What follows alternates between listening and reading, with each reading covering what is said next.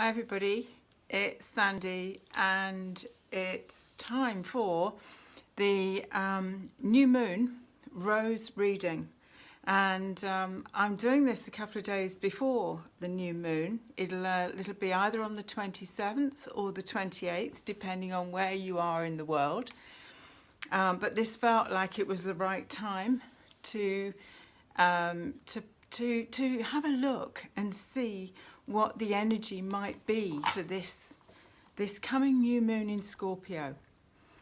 It's at 4 degrees 25 of Scorpio, and it sort of heralds a whole period of time of our working through scorpionic energies. And these are deep emotional places that we could find ourselves triggered or find ourselves having to dig deep again. So hi Jay, hi. But today I'm here in the Rosy Temple and we've got the fire lit because it's absolutely awful outside here. It has been all day today and it was like it yesterday as well. High winds and rain, and I think we've got a few more hours of it. So the fire's lit, we've got some warmth, and it just felt that it was the right place to come in and sit and do the reading. So, as I say, we've got Scorpio coming up to really bring attention in this last few months of our passage through the end of the decade and the end of 2019. Which will bring us into this new template of energy that I feel that we will be moving into as we start our journey into 2020. And this is a big closure. It's a big closure of a window of time that's been operating for us since 1999 to 2019. And it will create the opportunity for a shift for us to be working in a much more procreative way with our lives and not be trawling through the back catalogue so much, really bringing a closure to that sort of aspect of our journey and more into the real sense of mastery and what we've brought as gifts that we've been honing in this last 20 years to be ready to be able to share wisdom and tools that will help an awakening humanity. So these are powerful times that we're moving into, and I know many of us working through this year have felt extremely tired, and it's like, how much more am I being asked to squeeze out of the toothpaste tube? How much more is there that needs to be refined, or it needs to be recalibrated in order for us to go through what feels a bit like the eye of the needle? You know, that there's it's like the hourglass, that we come into that place of the narrow neck and back out again. And I don't know, that's just how it's feeling for me, that this year has been definitely a journey of preparation and release and refinement.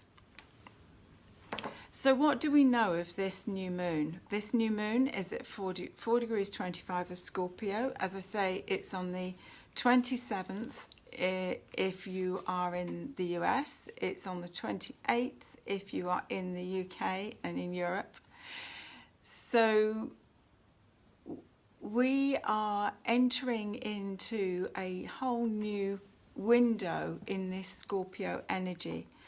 So Scorpio in this new moon, the sun and the moon are opposite one another, obviously. So the sun is going to be in Scorpio and the moon is going to be conjunct Uranus. So Uranus really, is causing us to have to think again. And this light that will be cast by Uranus onto this new moon offers us a real sense of shining a light on anything that is still hidden within our consciousness. So it's like, what is there still in the depths that Uranus is going to want to shine a light on, so that anything, particularly around relationships, this moon has a particular focus on relationships and the depth of our intimate personal relationships. And of course, our most intimate personal relationship is that relationship to self. So this is definitely going to be a powerful moon for us, and it heralds the pathway to Mercury stationing to go retrograde. Now, Mercury goes retrograde from the 31st of October, and she's going to be retrograde for 5 weeks, so right the way through November. And I was really fascinated with that, because it's significant astrologically in my own personal chart. But of course, I'm going to be on the writer in residence placement in Italy, certainly through 10 days of November, which is my window of really crafting the bulk of the core essence of the new book. So I'm fascinated in the fact that actually Mercury will be retrograde all through this period, which will be perfect for stepping back and reviewing. So this is going to be Mercury's going to be retrograde all through Scorpio, all through November, and all through that Scorpio period, and is going retrograde in Scorpio. So we can see that this is going to by no means be a lessening of the intensity that we've felt this year, and actually is yet another way of us clearing out the basement in order to be ready to move into 2020. So given all that, this moon is likely to be quite an emotional moon.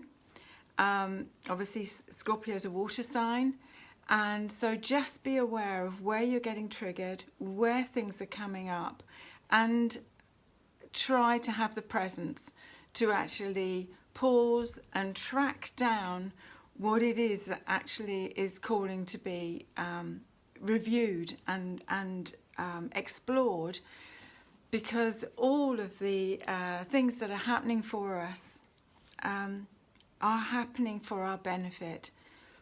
Everything that we experience is beneficial, and if we can keep that in mind, we will always see the benefit of whatever it is that we are experiencing in the moment.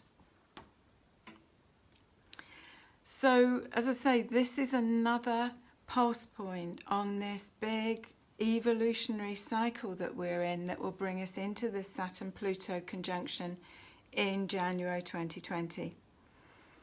And the more I've sort of tuned into this, the more I feel that this is really about self-responsibility. It's about creating solid foundations going forward, and really seeing what it is that we have come to share, what it is that we have come to inspire with, and the gift of our own journey, our own path of healing, the tools that we have gathered in our own tool bag. What have you been drawn to? What have you been studying? What have you been looking at that is a healing pathway for your own story? Because that's your place of mastery. That's the piece, or one of the pieces, that you've actually come here to share and to help others with on the journey. 2020 to 2030 will be a point of major awakening on the planet. So many of those that have come to be here at this time will be waking up from a slumber. And those of us that have been first wavers, that have had to walk the path and activate the energies through our own clearing, through clearing our own soul lineage and our genetic lineage that we inherited through the genetic lines, are the pieces that we have been purifying, clearing, looking at in order to travel lighter. And this is about traveling lighter, and it is about traveling as light. And the more we move into that much more crystalline sense of our being as opposed to carbon-based, of course we can hold a far greater light quotient that can be an illuminator and a way shower for others. You'll probably hear that on my voice today that there is a slight disturbance. Yesterday, a very large piece of one of my back teeth came off while I was out with friends yesterday lunchtime. And I've got a very, very sore tongue, so it's catching against something that is very sharp until I can get to see a dentist. So my speech is not quite as clear as it might be, I'm aware. Anyway, I felt that it was important that we did the reading today, so let's see what the roses have got to offer us as their wisdom for this particular new moon. Where can our focus be? Where can we optimize the energy that this particular new moon offers us?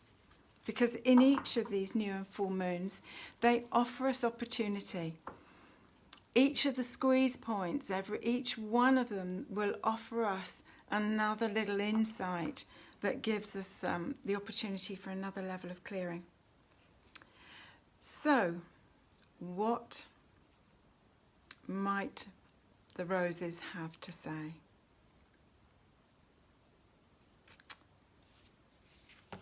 So, the first rose that's come forward for our reading today is Rose 6. And she is this luscious, gorgeous rose that actually sits on the sacral chakra. And she is that place of holding great sense of self-love and self-appreciation, but also she connects into the base chakra, and she is what Jung would call the individuation. If the base chakra is the tribal imprint, here I am, I'm Sandy, I've arrived, this is the DNA of the land that I have arrived onto. But when I move this energy up from the base chakra into the sacral chakra, it is the individuation. Who am I inside the tribe, i.e. beyond my conditioning, beyond my birth family conditioning? What did I come to bring and to walk through my beingness into the world? So this chakra is obviously the place of procreation, but she's also that place of creativity for women. And she holds that place of self-love, self-value, self-esteem, but also our sense of being able to hold financial abundance and energy. Is there anywhere that you're still leaking energy to a sense of personal presence? Is the golden chalice that sits in your sacral chakra truly a golden chalice, or is it a leaky colander? This is the opportunity. So she's asking us, and interesting that Scorpio has got a connection to our sexuality and our deep connection into the sexual and sensual aspects of ourselves. And here comes the rose that is going to ask us to explore that once again. Is there anything here that needs to be revealed? anything here that is in my truth, but actually up until now I've not taken it from sacral chakra into the higher octave of the sacral chakra, which is the throat, to express how I truly feel. So when we as women, in particular women, anchor into the Dantian, this energy center between the navel and the sacral chakra, we hold a place of grounded presence. We come into a place of really being in body or embodied. So for many of us, like me, it's as an empath, my energy's been very much out, and it's taken a long time for me to actually turn that around and bring enough of my higher soul self into presence so that I'm actually in body and fully and present and here present. And this is what she's calling us to. So let's see what the second rose might be.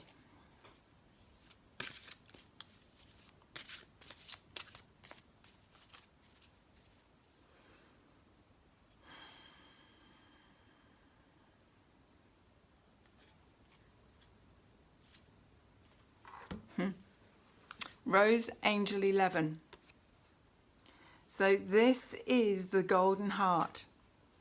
And she says, when you have mastered the jewels of self-love, self-value, self-esteem, of trust, of truth, of forgiveness and surrender, then you can activate and fully live from the golden heart.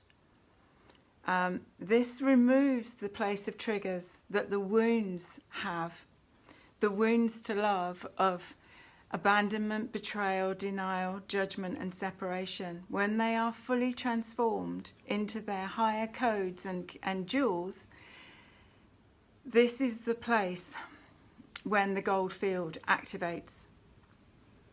So you'll see with this rose that she's like an invitation. That bottom petal comes down and she's that invitation to take that journey into the golden heart of your very being and to live from that golden heart. And this is also an effortless abundance energy as well. Beautiful manifester and a place of true alignment to the higher soul codes of light and love. So let's see what the third rose will be that comes to make our Trinity of Roses for this session.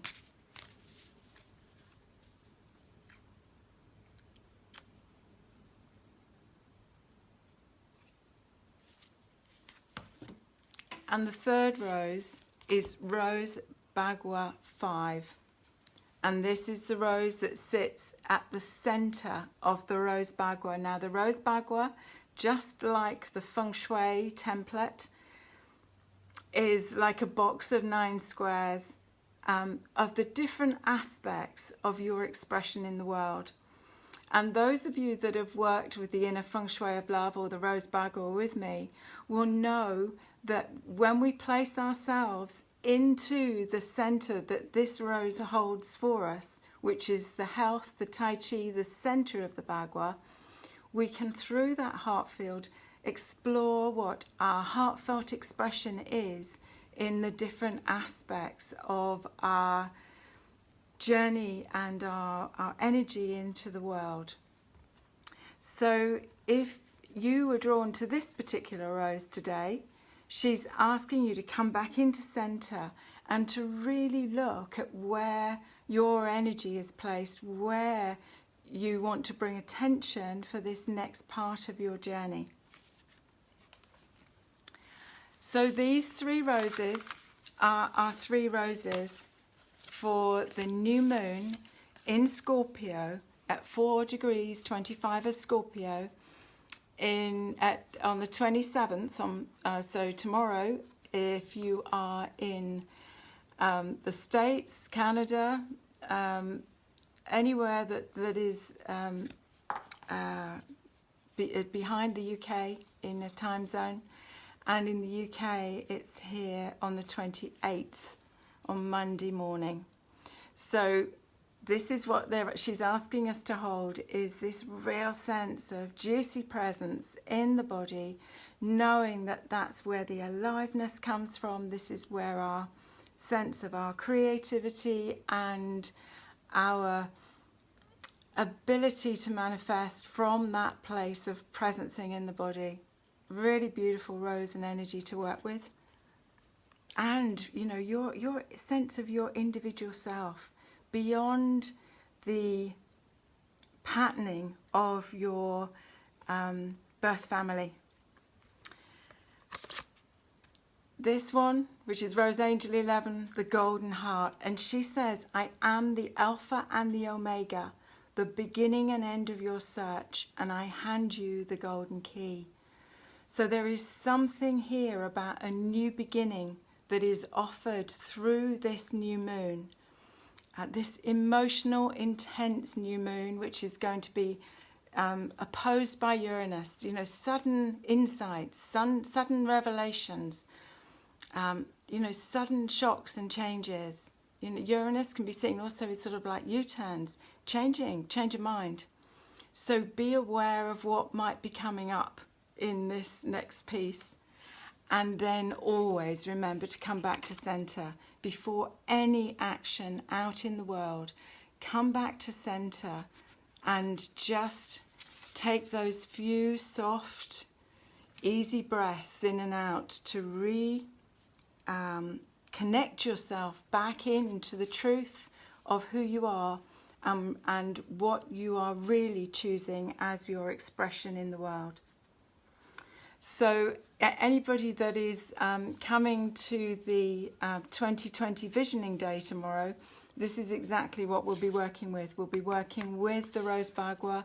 We'll be working with what is now being called for in your expression, your heartfelt expression through this particular portal of energy. What's your expression into the world? So just to finish off, next Sunday, I have got a webinar that I'm doing for the Conscious Design Institute, which will be the third one out of a series of 4, which will be exploring spirit energies. I'm just going to look for the little rose codes to put into the alchemy bowl to finish us with today. And I've also got so that's a webinar. It's an online webinar that you can find if you go to the Conscious Design Institute or Renee Jensen. I think you'll find that Renee's on the call today as well. But you can also get the back catalogue, the Earth Energies video recording and the space clearing recording. And I've also got a space clearing day here in the Rosie Temple and another day about creating sanctuary for the soul. And I'm really sure that that's very much about where we need to ensure that we in fact have sanctuary. We have this place in all of the craziness that's going on around the world, external to ourselves, that we can come back in and rest and recharge in a place that mirrors and optimizes our energy for life. So here we are. Here's the beautiful violet aura gold mastery bowl, and with our 3 roses in. So just allow, and I've got a pussycat that's come to say hello as well. So just allow yourself to receive the sounds.